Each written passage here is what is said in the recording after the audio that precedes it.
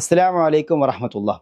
വൈകുന്നേരമായാൽ വീടിൻ്റെ വാതിലുകളും ജനലുകളൊക്കെ അടച്ചിടണം എന്ന് പഴയ ആൾക്കാർ പറയാറുണ്ട്. അതേപോലെ കുട്ടികളെ പുറത്തിറക്കരുത്, പെണ്ണുങ്ങൾ പുറത്തിറങ്ങരുത്, അല്ലേ? മഗ്‌രിബിൻ്റെ സമയത്ത് കുട്ടികളെയും പെണ്ണുങ്ങളൊന്നും പുറത്തിറക്കരുത് എന്നൊക്കെ പറയാറുണ്ട്. എന്തിനാണ് അങ്ങനെ പറയണത് എന്നറിയോ? ഇത് റസൂലുള്ളാഹി സ്വല്ലല്ലാഹു അലൈഹി വസല്ലം തങ്ങളുടെ ഒരു ഹദീസ് ഇങ്ങനെയുണ്ട്.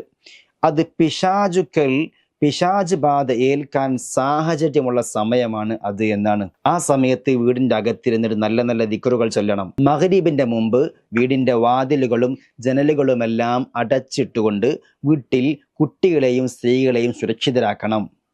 എന്നിട്ട് അവർ ഇശാ മഗ്‌രിബിന്റെ ഇടയിലുള്ള സമയം ഔറാദുകളിൽ ഏർപ്പെടണം. ആ സമയത്തിൽ പിശാചുക്കൾ സ്വൈരവിഹാരം നടത്തുന്ന സമയമാണ്. പുറത്തിറങ്ങിക്കഴിഞ്ഞാൽ ആ കുട്ടിക്ക് പിന്നെ ക്ഷീണം, തളർച്ച, ഡോക്ടറെ അടുത്ത് കൊണ്ടുപോകുമ്പം എന്താണെന്ന് അറിയാൻ പാടില്ല ഉസ്താദെ, അല്ലെങ്കിൽ എന്താണെന്ന് അറിയാൻ പാടില്ല, കുട്ടി ഇങ്ങനെ കിടക്കുന്ന ടെസ്റ്റൊക്കെ ചെയ്തു നോക്കി ഒരു തകരാറും കാണില്ല, പിശാച് ബാറ്റേറ്റതാണ്. മഗ്‌രിബിന്റെ സമയത്തിൽ സ്ത്രീകളെയും കുട്ടികളെയും പുറത്ത് പറഞ്ഞയക്കരുത് എന്ന് മുസ്തഫ റസൂലുള്ളാഹി സ്വല്ലല്ലാഹു അലൈഹി വസല്ലമ തങ്ങൾ. ആ സമയത്തിൽ വീടിന്റെ വാതിലുകളും ജനലുകളും അടച്ചിടണം. മാത്രല്ല, ആ സമയത്ത് ചെയ്യാൻ ചില കാര്യങ്ങൾ മുത്തനബി പഠിപ്പിച്ചു ചെയ്തു. യാസീൻ ഓതാൻ പറഞ്ഞു, സൂറത്തുൽ വാഖിയ, സൂറത്തുൽ മുൽക്ക്, സൂറത്തുർ റഹ്മാൻ, സൂറത്തു സജദ ഉള്ള സൂറത്തുകളൊക്കെ ഓതുക. ഇശാ മഗ്‌രിബിന്റെ ഇടയിൽ ഔറാദുകളെ കൊണ്ട് നിറക്കണം.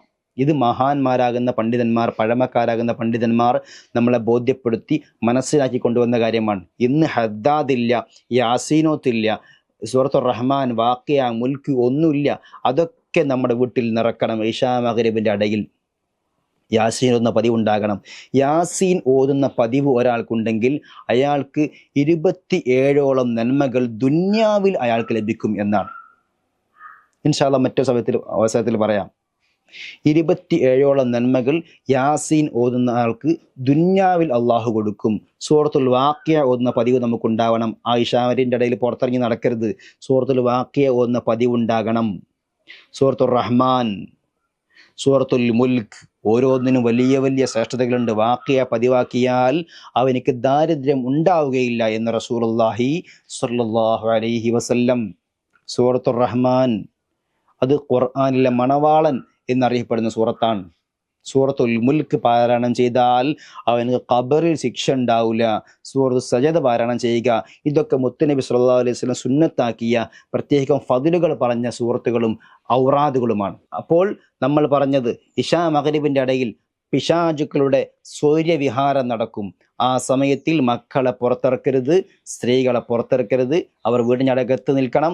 വാതിലുകളും ജനലുകളും അടച്ചിടണം. ഇത് റസൂലുള്ളാഹി സ്വല്ലല്ലാഹു അലൈഹി വസല്ലം തങ്ങൾ പ്രത്യേകം പറഞ്ഞ കാര്യമാണ്. പിശാച് ബാധ ഏൽക്കാതിരിക്കാൻ ഒരു ദിക്ർ ഞാൻ പഠിപ്പിച്ചു തരാം. എല്ലാവരും ശ്രദ്ധയോടുകൂടെ പഠിച്ചോളൂ. പിശാച് ബാധ ഏൽക്കാതിരിക്കാൻ അല്ലാഹുമ്മ ഇന്നി അസ്അലുക ഖൈറൽ മൗലിജി വ ഖൈറൽ മഖ്റജി ബിസ്മില്ലാഹി വലജ്നാ വ ബിസ്മില്ലാഹി ഖറജ്നാ വ അലല്ലാഹി റബ്ബനാ തവക്കൽനാ. ഈ ദിക്ർ അങ്ങ് ചൊല്ലിക്കഴിഞ്ഞാൽ പിശാചുക്കൾ അവനെ കാണുമ്പോൾ ഓടി രക്ഷപ്പെടും എന്ന് മഹാന്മാർ രേഖപ്പെടുത്തി വെക്കുകയാണ്. ഈ ദിക്ർ എല്ലാ പ്രഭാതത്തിലും വൈകുന്നേരത്തിലും പതിവാക്കുക. പിശാച് ബാധ ഏൽക്കാതിരിക്കാൻ അത് വലിയ ബുദ്ധിമുട്ടാണ്. ഈ പിശാച് ബാധ എന്ന് പറഞ്ഞാൽ നിങ്ങൾക്ക് മനസ്സിലാവേട്ടാണ്. അത് ചികിത്സ ഉണ്ടാവില്ല. ഡോക്ടർമാരുടെ അടുത്ത് പോകുമ്പോൾ കുട്ടിക്ക് ഒരു പ്രശ്നവുമില്ല, ഒരു ടെസ്റ്റിലും ഒരു പ്രശ്നവുമില്ല. എന്നാലോ കുട്ടിക്ക് എപ്പോഴും ക്ഷീണമാണ്, പ്രയാസമാണ്, ബുദ്ധിമുട്ടാണ്. പിശാച് ബാധ ഏറ്റിട്ടുണ്ടാകും. പിശാച് ബാധ ഏൽക്കാതിരിക്കാനുള്ള ദിക്റാണ് നമ്മൾ പഠിപ്പിക്കുന്നത്.